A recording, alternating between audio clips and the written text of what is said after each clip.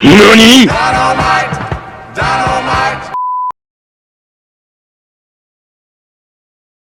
Oluwa Pelumi Dada, but I go by Pelumi.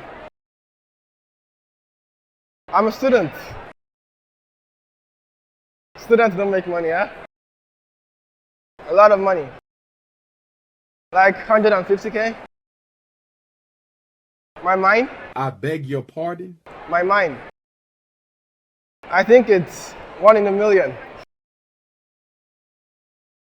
Hi, my name is Stacy Pierre. I work at Flatiron School. We're a coding boot camp based out of New York, and I make $55,000 a year. Probably $100,000 if I'm honest. I would negotiate based on my previous skills and also based on the fact that I have a lot of learning abilities as well. My name is Tim Johnson. I work for Artemis Consulting Company. Above 150, enough to be comfortable. There's not a number, it's just I guess a state of mind really. So you can make 500 and still not be comfortable. So yeah, definitely market yourself well. So have the key terms for the industry that you're looking for. Have connections with people that do those kinds of things, and you'll be found more readily than other people. Do your passion. Do what you love to do. Hi, my name is Bola. And my name is Medina. So I work in healthcare. I work in the hospital system as a registered nurse. And I'm an administrator at Johns Hopkins University. Well, I'm in the 100K plus range. Not that much. Something a lot more modest, between like the 60 and 80 range. Well, in healthcare, I feel like it's a little bit different because when you're in the hospital system, let me speak to that specifically. When you're in the hospital system, I feel like the ranges are already set, and there's not a large room for negotiation on the table. It's like, this is the position that you're in, this is what we offer.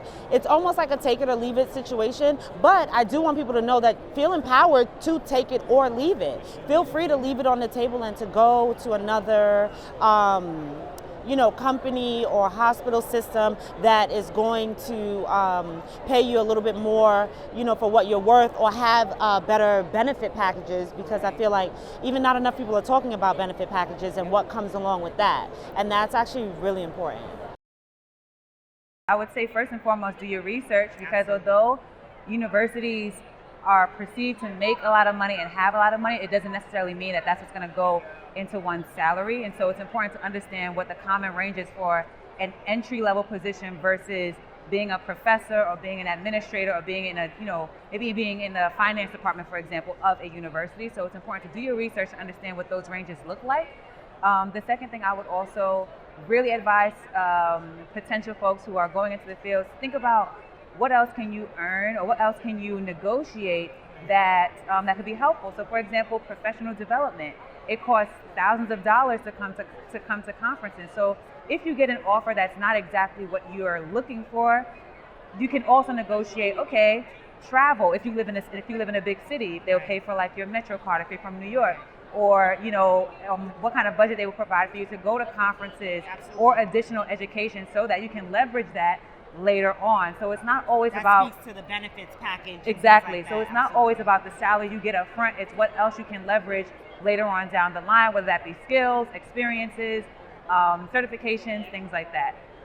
So do your research and think about the bigger picture in the long run. Sadiqa Watson. Mark Harris. I'm a data scientist at Eli Lilly Pharmaceutical Company. I also have my own data science consulting firm where I mostly focus on social justice issues. Yeah, well, I'm an MBA candidate from Johns Hopkins University. I also have my own data science consulting firm. I focus primarily on digital marketing strategy and innovation and technology, but I also have a real estate company.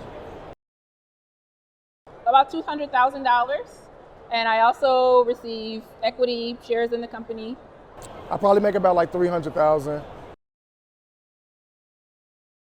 I think for one is to do your homework, to understand how much your skill set, your experience level, is worth in your field, and also to advocate for yourself, to not feel shy about asking for the salary that you believe you deserve. Work hard and continue to put yourself in places like this.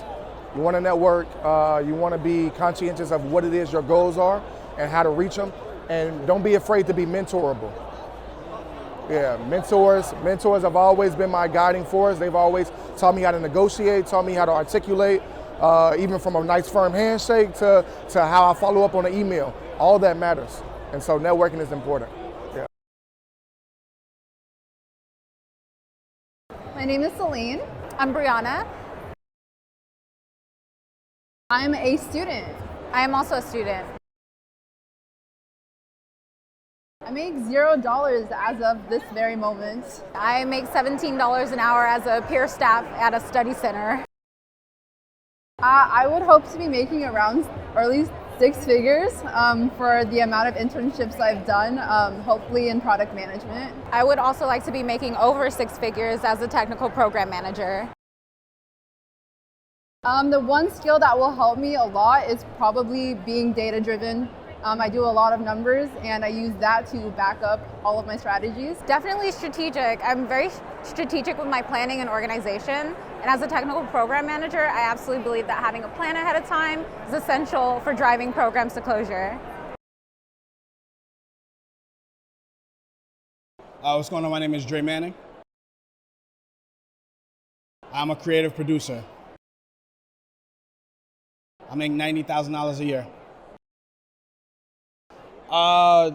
That's a great question. I would love to get into the six figures. I think somewhere around like 250,000. Whatever number you're thinking to ask for, throw $10,000 to $15,000 on top of that. Instead of just going for the lowest number possible, just trying to get an opportunity, I would suggest shoot higher, because chances is these companies are going to offer you more. So if you go in low, expect low. So shoot for a higher number, and if the opportunity is for you, you'll get it. If not, it wasn't designed for you. Jamara Safari. I'm a technical program manager. Recruiting coordinator. I make $200,000. $75,000. $250,000. Trying to get to $100,000. Be transparent with your management. Make sure you pick a good manager, and that's going to take you all the way. I would say don't be afraid to ask, and definitely don't sell yourself short. You never know until you ask. Marcus Tyree. I work for Salesforce. My on-target earnings are between $200,000 and $300,000. I'll put it that way. I'd love to double that. The best thing I think that I can tell you is to make sure you have an understanding for how value is created and put yourself right in the middle of that conversation. So whether it be in any business or anything that you're doing, find where value is, identify it, and put yourself right in the middle of that exercise. Jeremy Robinson, Senior Program Manager Technical at Amazon. On paper, the total is $356. For my next career progression and my next move, I need probably 10 to 15% bump. So as long as I'm above 500, that feels like a natural progression within the next 2 years. And then pretty much every move after that needs to be strategic to kind of get 15% bumps every 2 to 3 years so I can stay competitive. Yeah, like networking will be your best friend, because information is probably the best commodity that you can get in any of these environments. So really, I think there's a direct relationship to the type of information and the amount and the quality with how much you're able to network. So I mean, you got to network to get the information you need. And then again, make the plan, execute on the plan, and just know what you're trying to get out of your experiences and out of life. My name is Oluwabusayo Olufunke Aoyomi.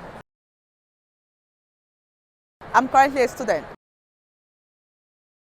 Right now I'm a student, I don't work because I'm an international student and we are not allowed to work. I'm in tech, so we hope to make big money. But at first, I don't mind starting from 70 because right now you need to learn before if you want to earn more, you need to have that skills that will make you learn more. Yeah, I would say you do your best. My name is Monique Gosdick. I'm a senior recruiter at Column. I make $125,000 plus benefits. I would like to make fair and equal compensation. I'll give you a number. That's hard to say. I think everybody is different in what they need. Right now I'm comfortable.